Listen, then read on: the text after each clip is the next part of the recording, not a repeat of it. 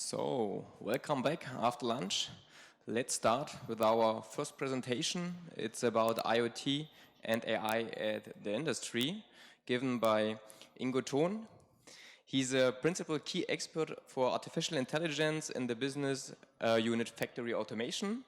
He did his PhD in probabilistic programming at the KU Leuven, and further he developed the neural processing unit together with further colleagues, and now they are nominated for the Ernst von Siemens Award, right?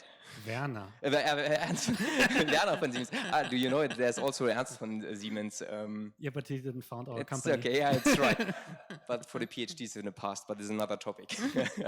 So, yeah, and which is a great honor at Siemens. So, with this, I would like to give you the floor. Please Thank you. Start.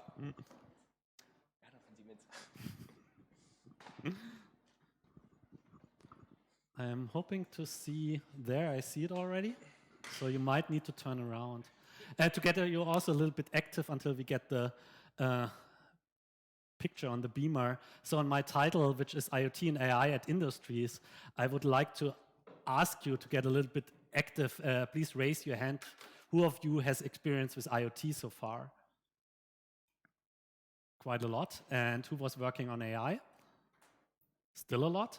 And did anybody of you work already in industries? Okay, cool. So there I can really tell you a lot. So from my background, Fabian already mentioned it. So I studied computer science and did my PhD in this area. And now I really need the beamer.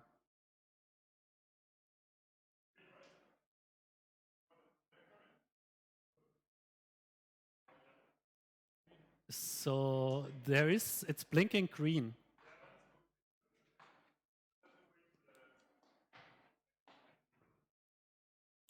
So how to fill the gap? Okay. So back to the title slide.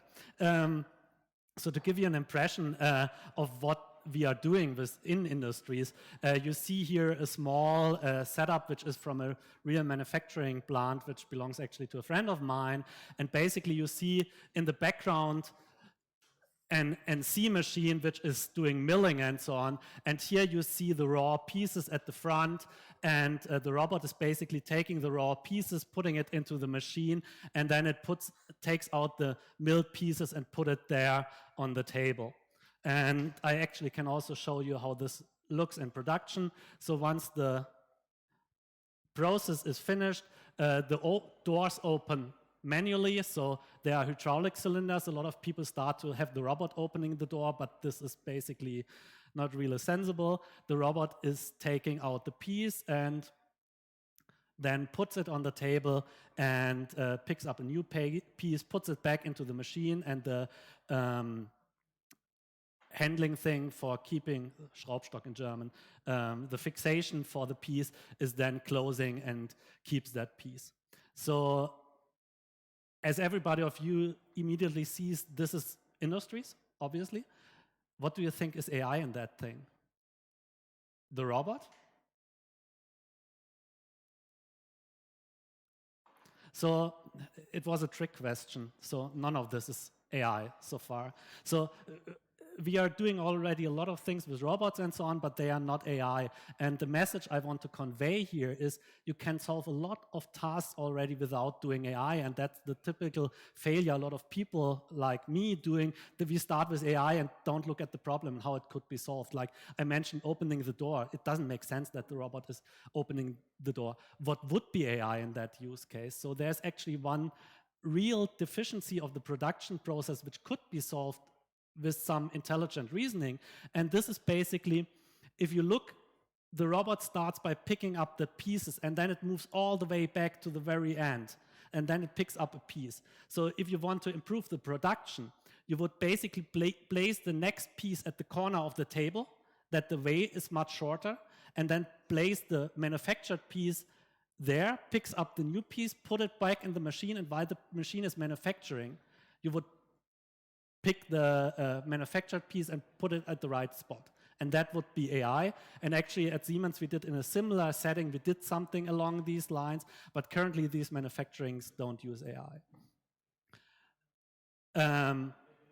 So to give you a little bit of history of manufacturing, so typically we're talking about 4 industrial revolutions, and most people know the story that it started with the mechanical weaving machine, where also programming was invented. Then it went over Henry Ford, which introduced mass production, and in 1980 around, the industrial world got controlled by machines and computers and controllers and so on.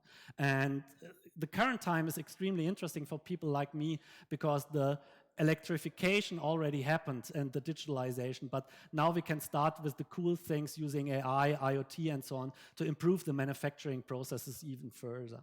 And Siemens is in this area mainly, at least for factory automation, building these boxes you see up there, which controls the process, like telling the robot to switch on, telling the robot where to move, showing the HMI panels and so on. And this happens this equipment is used at many places. So first and foremost, you see on the top right a beer brewery, for example, which is controlled by factory automation. Then your tunnels, like the Luise-Kieselbach tunnel you might have seen in Munich, is also automated by factory automation, and then the standard factory plants.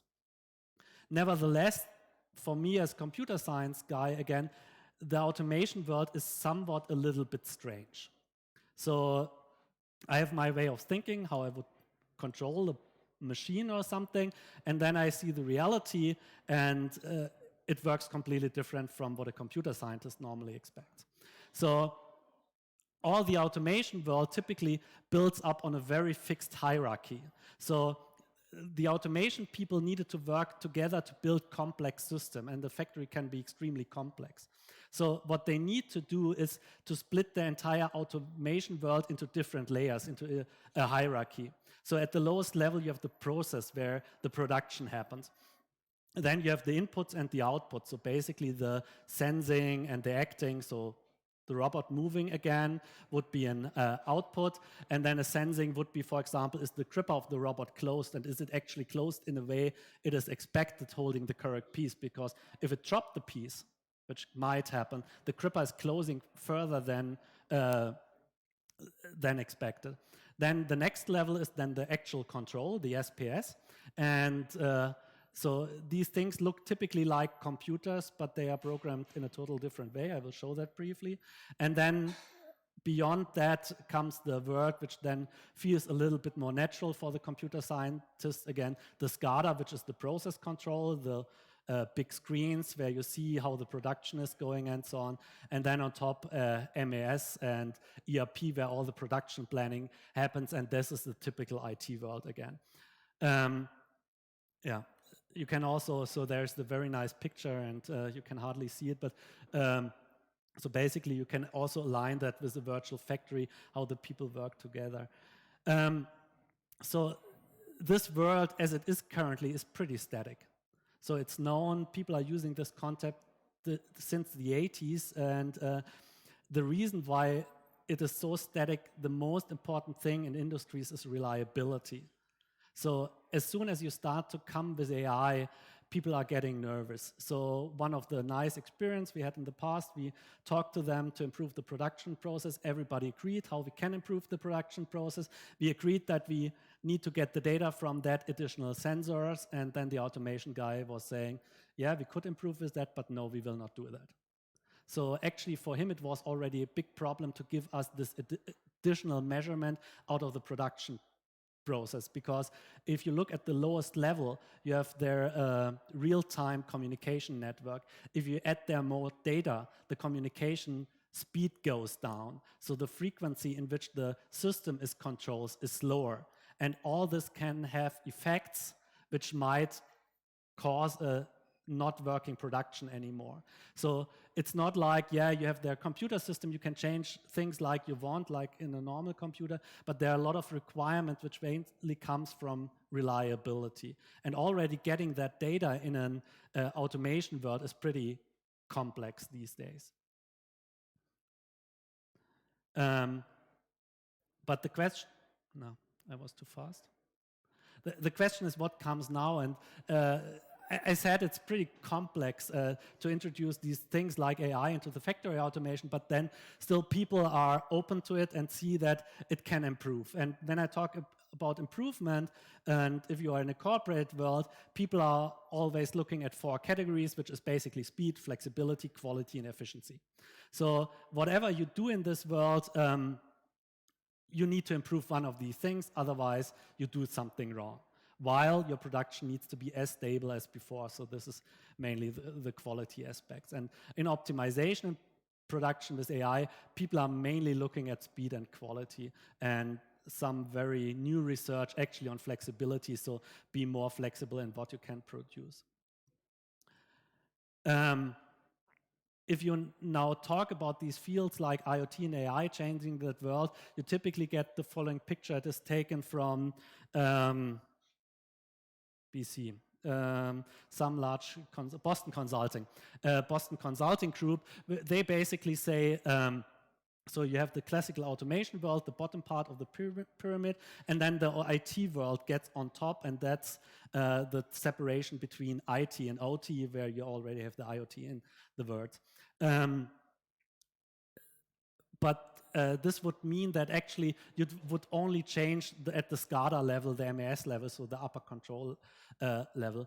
If you then look on the picture like Siemens is showing it, it looks a little bit different. So in our world, typically the IT world is somewhat parallel to the OT world. So you have the production system as you have it before, but then you have the OT world reaching over all levels and augmenting the OT world, the IT world augmenting the OT world, sorry for that one. So basically you have at the bottom level, you have a machine which does some production, and then you have at a handover point, you have a edge device which sends data to the cloud. And on the other way, you can send applications from the cloud back to the machines. And actually the cool thing from my perspective is that the AI world is not only somewhere in the cloud, like, it was propagated, I would say, even 4 years ago still, people were talking about AI in the cloud, but these days we are going very much down to the machine level. So at the lowest level of the machine, we are also thinking about how to use AI. And the interesting implication this change has for me as AI expert is basically, if you look at a large company, they typically separate between the IT people and the OT people. But if we now have a neural network which we deploy in the manufacturing process, we have a typical IT functionality running on an OT system, and that causes a lot of problems. And to mitigate these problems, it is for us as data scientists, AI experts, extremely important to talk whatever we're doing in the language of our customers, the OT people. And to illustrate that, I would like to look 50 years back when our portfolio started with that little box you see in the background. And you see in the foreground how these things are programmed. And for a computer scientist, these boxes and electrical plants look probably very weird that you program like that. I guess nobody of you would do it normally in your daily life. But the reason is for that, when this development started 50 years ago, they used the language, and that you can see also in the background for the electricians, because what these controllers were basically doing was replacing the electrical systems with relays and so on. So they gave the electricians a language at their hand to program the new control systems in their own language. The good thing is, meanwhile, you can also use high-level programming languages in automation, already longer. Come again? Which phase? Okay. Raise your hand in case you learn to program Pascal. So what you see in the background, the example I have here is SCL. If you look at SCL and Pascal, it has the same language roots. Have you heard about object-oriented programming? Do you see any object orientation in here? Could you imagine that you have to program in a functional way without object-oriented programming? It feels like pain. So object-oriented programming is adopted slowly, but then it's pretty tough to get it back in this world of the OT, this control world. So if you look at an automation program like you see here, when I started to program Pascal, most of my programs had a main program, and in the main program you were reading something like repeat until power loss. So it was basically repeating over and over again. And that actually also happens in an automation world. So you switch on the controller, then it calls the function. Once the function is done, it calls that function. Once the function is done, it calls that function. And it goes like that. And again, that's something which is pretty strange for an IT person. But when you come from IT and want to introduce AI in the automation world, then you're going to their world. And that's actually a message I would like to give to most data scientists. They are entering a world which exists there in many cases since 20, 30, in that case, 50 years. And you might think about your cool startup lofts and about your continuous deployment, continuous development.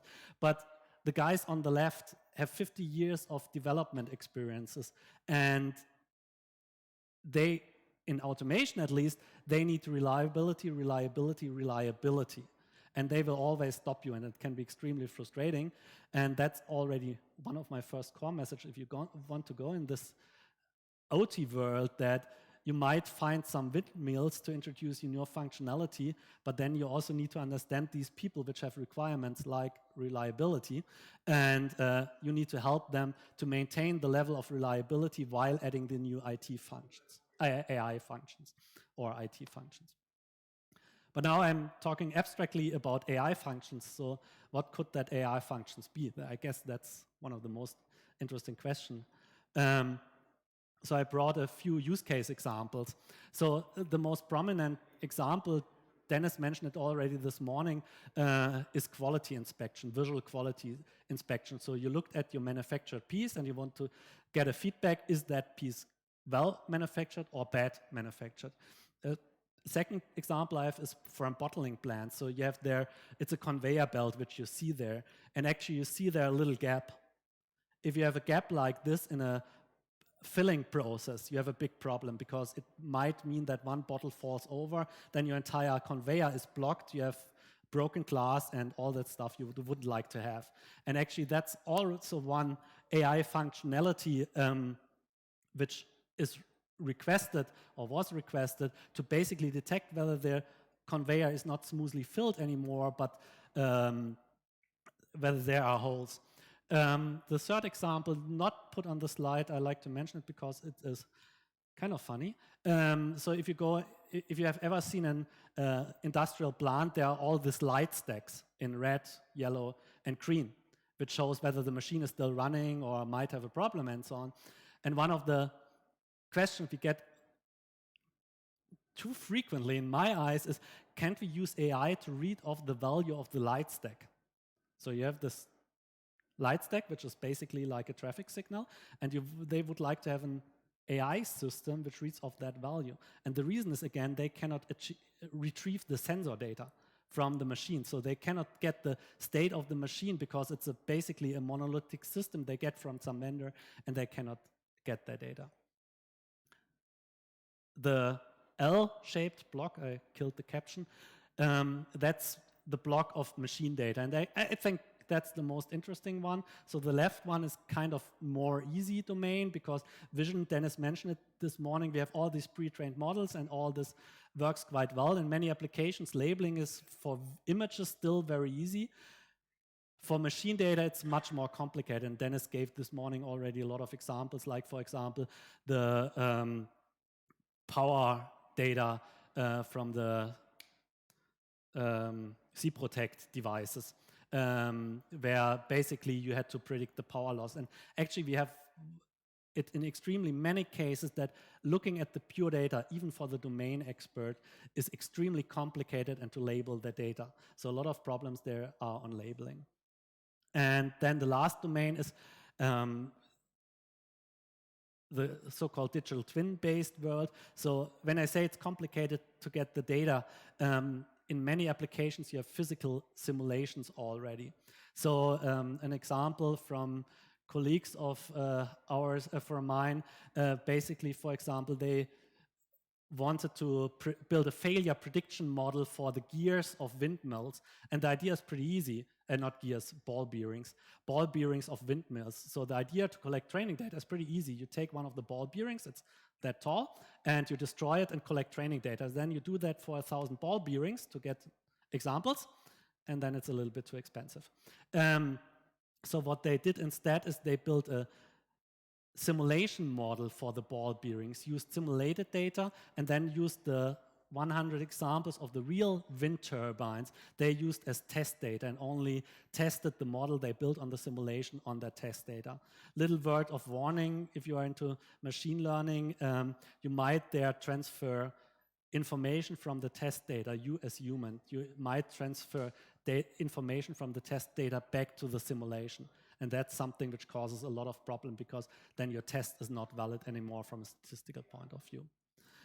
Mentioning statistics here, which brings me to one of my, I like that case most, I think, from my past years in Siemens.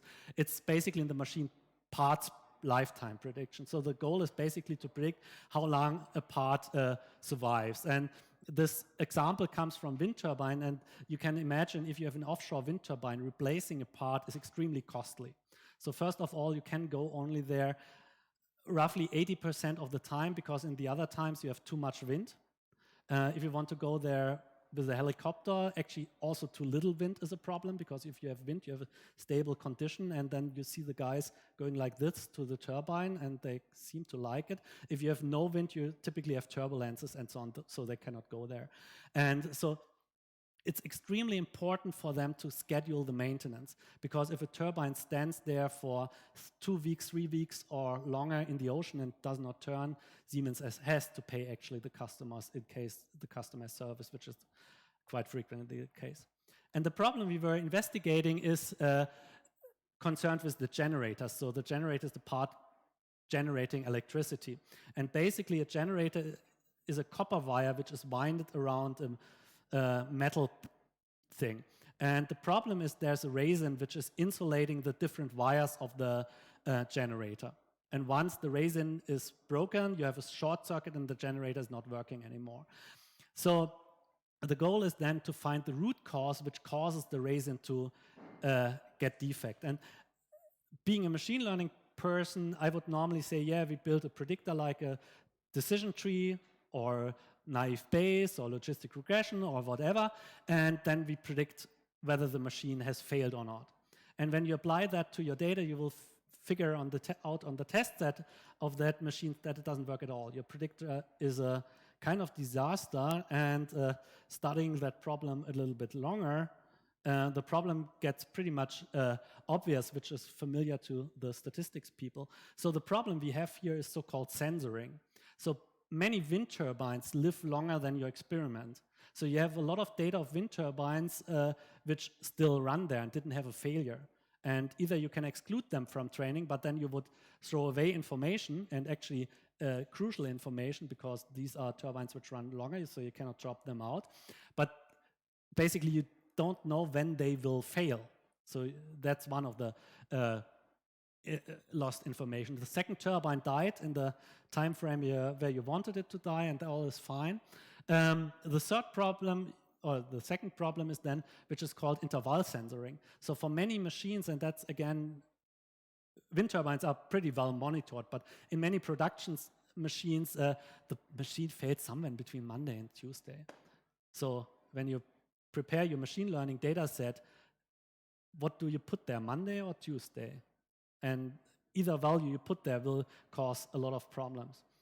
So you need to cope with these things. And actually machine learning is then not the answer, but you can look back to statistics. And that's a very interesting insight I had when we did this project, that in statistics there are, especially for this predictive maintenance use case, which is still one of the most prominent use cases when I talk to customers, these old quote-unquote statistics model are extremely well suited to model these things. And one of the models we use there is the so-called Cox Model, which was actually developed a long time ago to measure the effectiveness of treatment to patients. And the treatments we monitored there was the temperature in the wind turbine at any point below a certain threshold or not. And it turned out that these small turbines are much more likely to fail. And then, so this is basically the red line. So they are very likely to fail. Then the second, the legend is wrong. The second feature, which was then also very informative, is the RDA, which basically means that the customer has a service contract with Siemens. So also service contract seems to help with the reliability, which was not really a surprise. And yeah, so that was the cool insight or interesting insight. And I mean, again, I'm by heart a machine learning person, but looking then back at statistics helped to solve a lot of problems much better than all this fancy machine learning stuff. But now I finally come to machine learning and AI, because sometimes I hear machine learning is the part of AI which works, which is not entirely true, but it's the field which currently gets a lot of attention. And there I would like to show you one little example from the visual quality inspection. So what you can see here is a base module from our own manufacturing. And actually on two images on the left, right from your side, there are two broken pieces. And I can give you now half an hour to find the failure. Actually, I spent a lot of time staring at the image, and then I asked the colleague, what's wrong here? So if you look at this area, the little clip is broken away. And then here, that one is much harder to see. So there's a nose, and the clip should go over the nose and hold here. It's not completely over the nose, but on the nose. And this is the kind of data we get for our applications. So if you look at the typical machine learning data set, you have something like a 228 times 228 resolution. So when we go to manufacturing, we typically have resolutions which are beyond HD. So this has double full HD resolution. And below this resolution, you don't see the failure.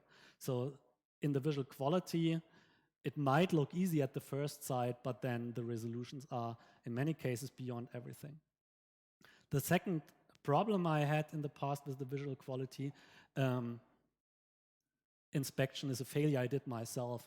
So it was from a project, and it was a blade program. So this is just a dummy machine which has 5 magazines, and the task was to predict whether this piece is in this magazine. And we trained a model on the data over there, and it horribly failed. And if you are into deep neural networks and convolutions and that stuff, with some thinking, you come to the problem. So we moved the camera position while we took the picture, somewhat by accident. But we didn't think about it because we had so much data. So the machine is constantly streaming data, and we were detecting the failure. But then the supervisor, so we used VGG16 in one of the experiments. Even on several gigabytes, VGG16 was not learning anything. And the problem is basically that you lose the translation invariance in these images. So the position in relation to these other images is extremely crucial to detect whether you have a failure.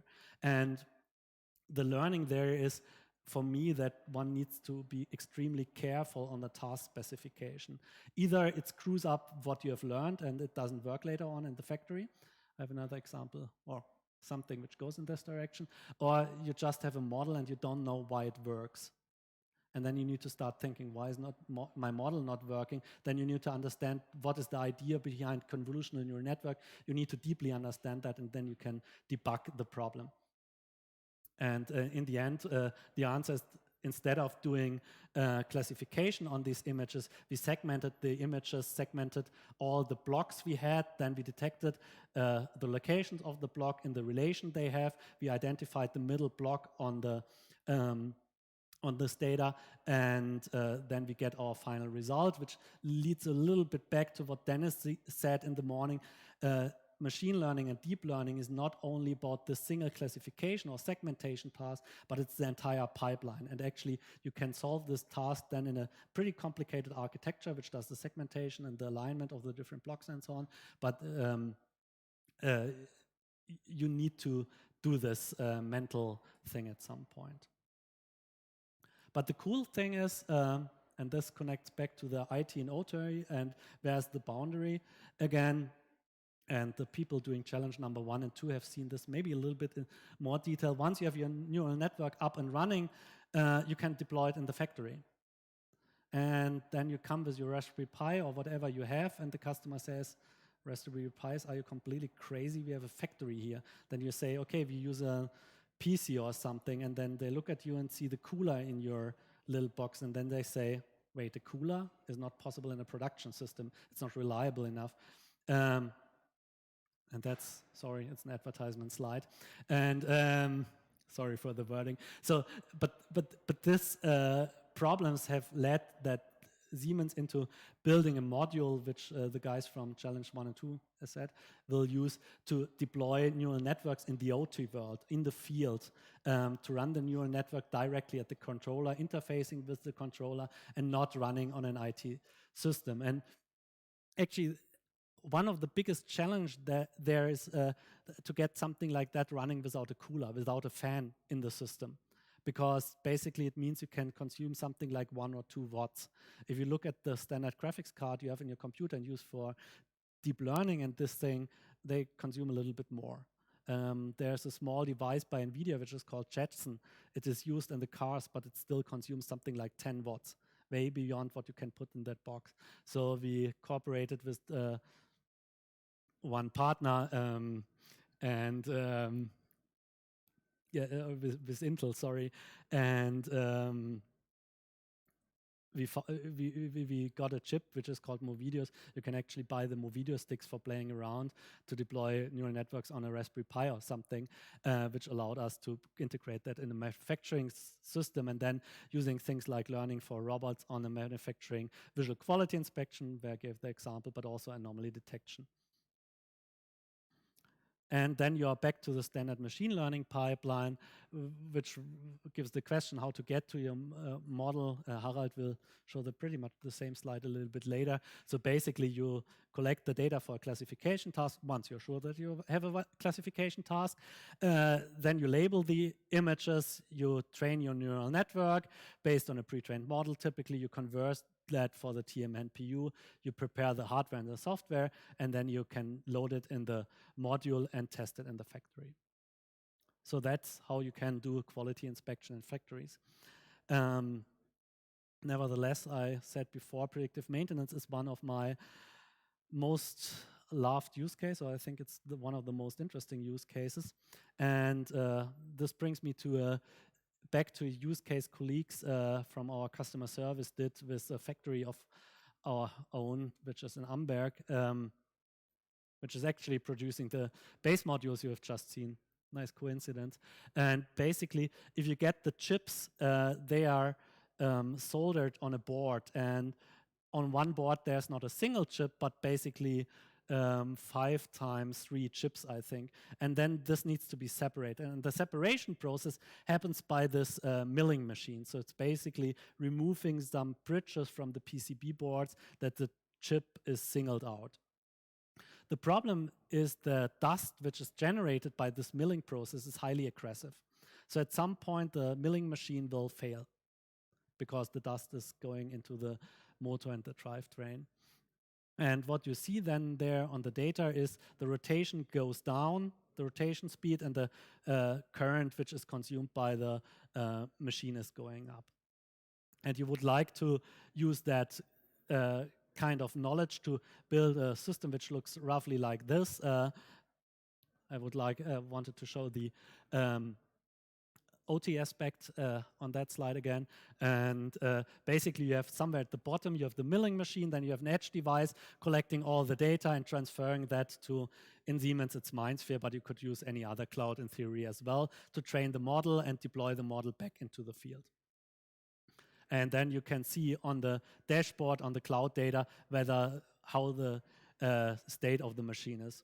Nevertheless, the question is, how do you build such a model? So how do you get a model which is able to predict whether the machine is currently failing? And the physical connection I have shown before is basically this dependencies between these two variables. So a typical way in machine learning to cope with such a problem is building a so-called residual model. And the idea behind a residual model is you basically build a predictor which predicts the revolution speed based on the current. So normally you would expect up till a certain level, the machine is not turning at all. Up from a certain level, the machine is starting to mill and to turn. You have a lot of variation based on whether the machine is currently milling or not milling. And the higher the current is, the higher the speed is.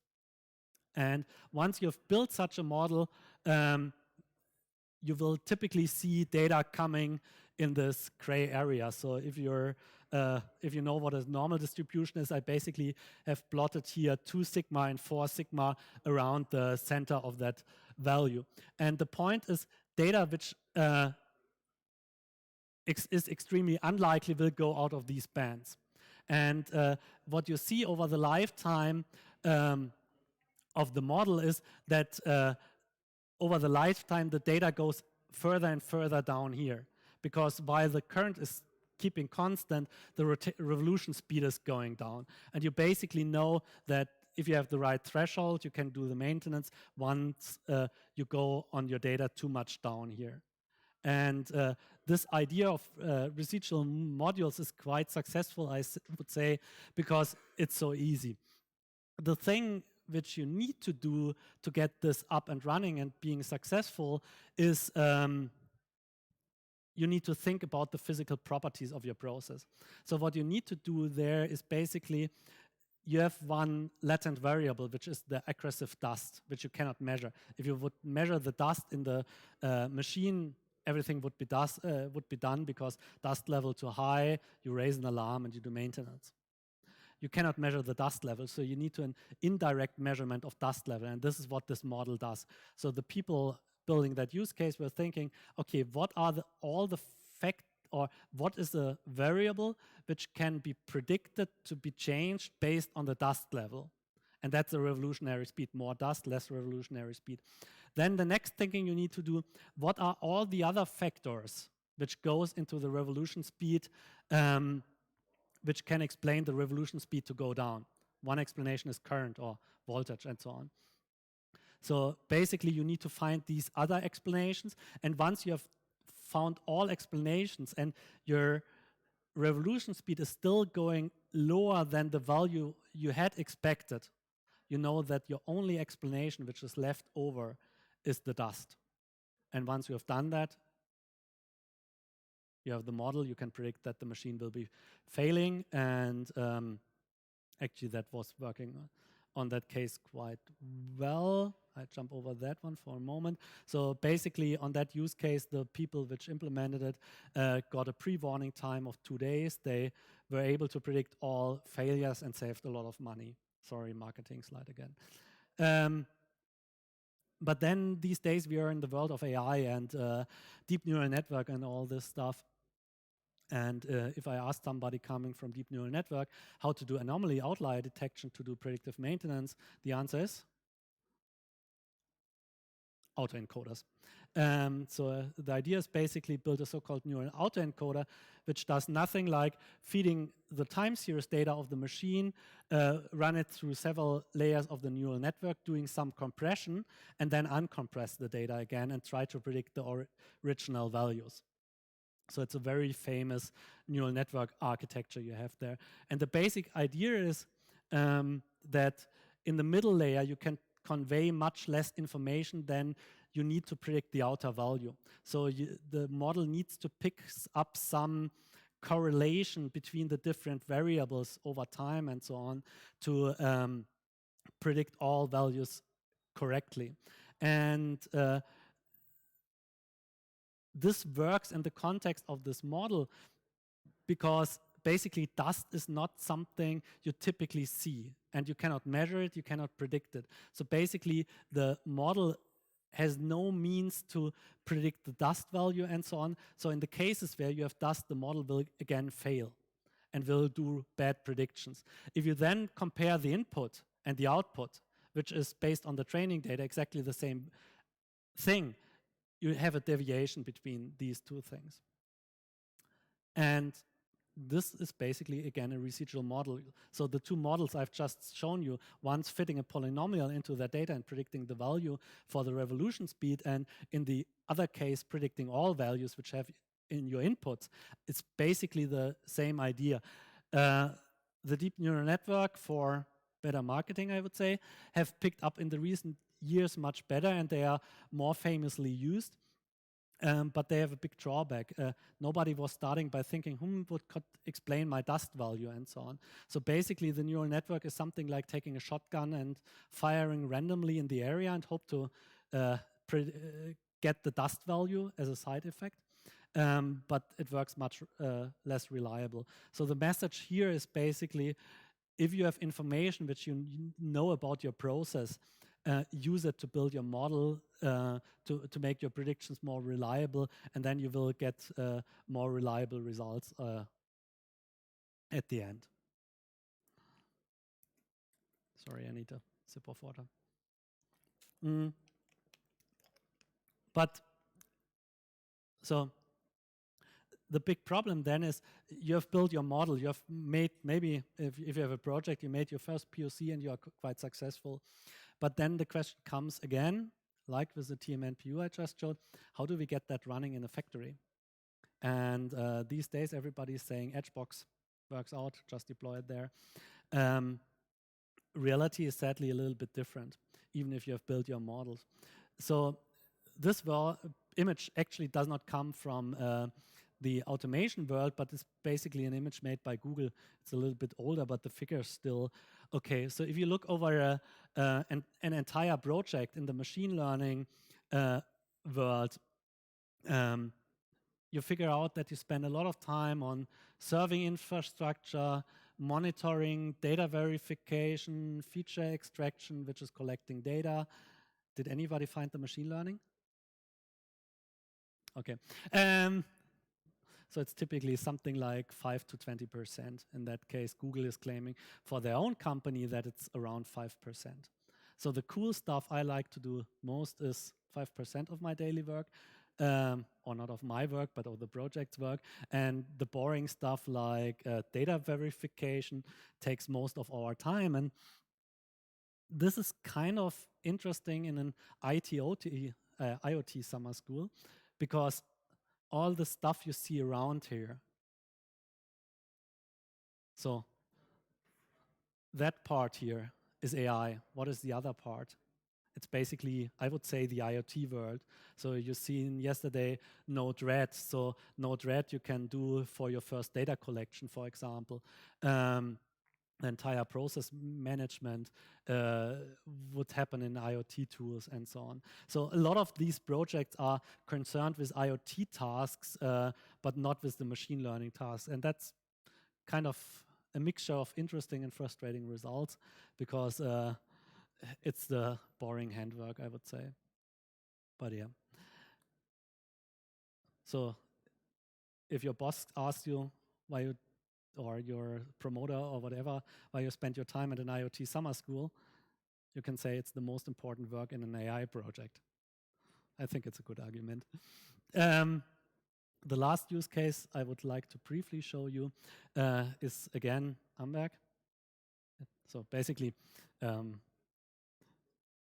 if we talk to our customers, can we show the use case of yours at a summer school? They say no. So that's why we typically show Amberg use cases, because it's our own manufacturing. And even there, it's not that easy to show all data. The problem which was studied in that use case is, I would say, extremely interesting. So you have the entire manufacturing line. So it's a production line which does different steps of soldering a PCB board. And at the end, you have an X-ray. The X-ray checks whether the board is okay or not okay. So it checks whether all soldering points are okay and all these things, whether there's some broken connection. And the problem is this X-ray takes quite some time. Actually, I would say an extremely long time. And the interesting aspect here is that the the entire line is slowed down by this X-ray process. So the normal behavior would be just get a new X-ray. Nevertheless, an X-ray is not exactly cheap. So people were thinking, can we do something with data analytics, AI, to make it a little bit faster? So the idea was here to build a model which is able to predict whether an X-ray which has been done would result in the quality negative. So you want to predict whether an X-ray would say this is a failed production. And once you have such a model which is reliable enough, you can use, oh, sorry, I said it the other way around. That's why I said it twice, to be sure. So what you want to say is, predict is, if I do an X-ray, would the X-ray say this part is okay? That way it works. So you need to be predicting whether this part will be okay, because in that case, you can avoid the X-ray, if you know that already. And the idea is to do this on all these OT data collected along the line. So you collect all the data, you build your model, which gets as feedback the signal of the X-ray, and then predicts whether the model, the board is okay. And the tricky part here is, and that's again one takeaway message, you need to be extremely careful here about your target you're optimizing. So when people start with machine learning, they typically say, yeah, I optimize accuracy. If you would optimize accuracy on this use case, so the probability that your prediction is wrong, this would lead to a horrible disaster, because what you want to optimize is the recall. So you should never ever predict that the X-ray is not necessary, the board is okay, while it is not okay. And that's something we have seen in a lot of projects, that basically our customer is not clear by himself what is actually the objective he wants to optimize with AI, with data analytics. So there, it's one of the big challenges we have at the beginning of all projects, to get a common understanding with the customer what he needs. Once you have agreed on the problem you actually want to solve, you can start to build your model. You can measure then recall on the production. Hopefully you got all the data in the POC the guys did. They got only data from the first 4 machines, but still they were able to predict reliable that this will be okay enough to continue. That's there I want to emphasize again what Dennis said this morning. You basically often need to live with the data you get, and need to show the customer that you are able to perform with AI something he has a benefit of. And the guys which did that use case were able, and once they generated some trust between them and the customer, they continue to get all the data, build the model, and deployed it in the factory. And the model is now running on the Edge box live. It's not, as far as I know, it's still not used because they are still on the trust generation phase, but the model is quite reliable. If we project now a few years into the future, there's very interesting effect which looked, for example, at reinforcement learning, might know. So at some point you have your system which predicts this board doesn't need an X-ray. So there are boards which don't pass the X-ray. So there might be actually a failure in your model which predicts wrongly for certain boards, that it does not have to go there because there was some drift. And the tricky part is, if you would just follow the model, you would basically miss all these boards, and then you would have a lot of false predictions just because your production changed at some point. For example, a new error occurred or something. So also, if you build a system like that, you need to be very careful that you monitor things like drift. So did my production drift over time, that I have now a new error which I don't detect? And on the one hand, the solution is pretty easy. You need to do something like statistical process control. So sample a few examples to check additionally while you think they are okay, to just test your test your model, but yeah. And good news, marketing slide again. So this thing reduced the necessity of X-ray by 30%. It works quite well. So if it says the part is okay, it is okay. And it saved a lot of money for the additional X-ray machine.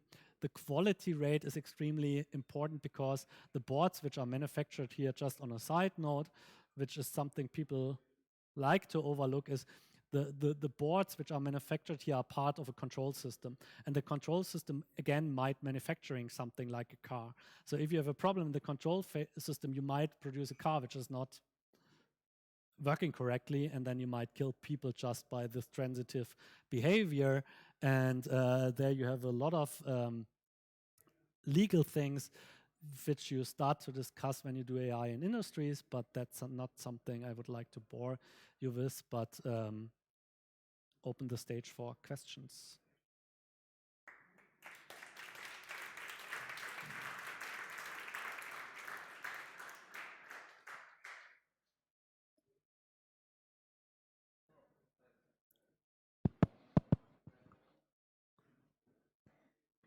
I have two short questions on anomaly detection with autoencoders. The first one is, what is the input given to the autoencoders? Basically the time series data. So Okay. it depends a little bit on what you do. So in that use case, you typically feed in the time series data because the model I've shown before with the polynomial basically cannot detect this transition from milling to not milling, which has a lot of inputs, and you get problems there. But it depends on your application. And when it passes through the autoencoders, basically the input and output are same. So the only task is to learn those lower dimensional features which will be represented in the middle layer. Exactly. So like, how would this middle layer contribute to anomaly detection? Is it only required to reduce the dimension of data, or? So that's a tricky part you need to do as data scientists typically during the process. You need to find the dimension of the middle layer and the architecture and the compression aspects in a way that the middle layer can express all normal behavior, but not the abnormal behavior. And actually, I'm ranting a lot more about this entire thing because I don't like it. I don't like anomaly detection because you basically cannot test it. You cannot test anomaly detection because typically your anomalies are by definition pretty rare. So every anomaly you see is a different anomaly. So your anomalies might actually look like normal behavior. Your middle layer is capturing the anomaly as normal, still able to predict, while it's something which goes wrong. On the other hand, with the middle layer, you have a lot of time which you spend where you start to work out how to not predict that the forklift driving by is an anomaly, somebody left the door open is an anomaly. So this is the real tricky part on these models. Okay, thank you. Further questions?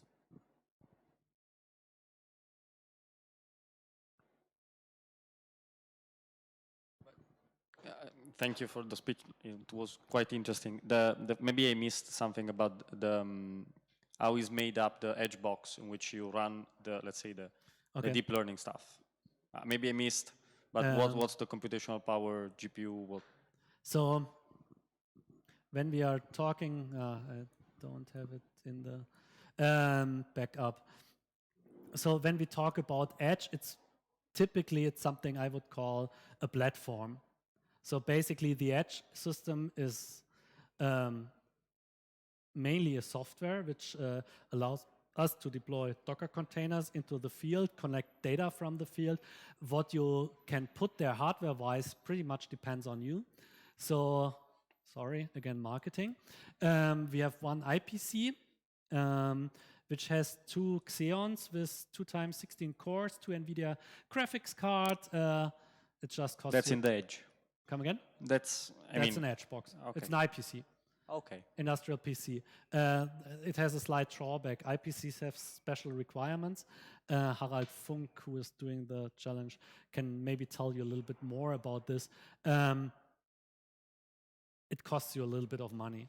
So it's something, if you would like to put such a box into a factory, you pay for the box 24Ks, where the normal computer price in a rack in a server farm or something like that would be much cheaper. So something around 18Ks.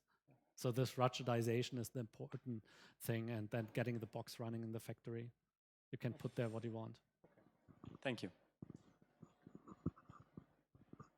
Okay, further questions? No? Then, there's one last question here.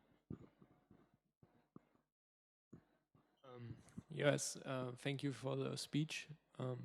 This milling use case is working with a certain milling machine, but how do you deploy it on other milling machines from different kinds of manufacturers? Is this possible, or is it very difficult? So the guys doing that use case assume, based on evidence, that you can deploy it on the same machine from the same vendor.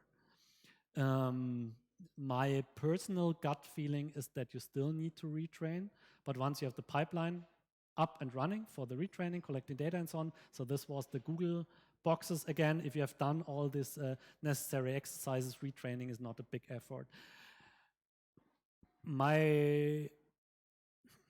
Especially on that use case, this behavior, you have a motor, you have something rotating, you take the current and the voltage and predict the rotations for doing predictive maintenance works. Once you've thought about the physics, you cannot even say anymore. It works surprisingly really well. It works reasonably well on a lot of use cases. Nevertheless, for every machine, you need to retrain. You need to make sure that you collect all the relevant data. You might have problems that the recording of the data, for example, is not on the right resolution and things like that. So the answer is no. Perfect. Then, thanks again.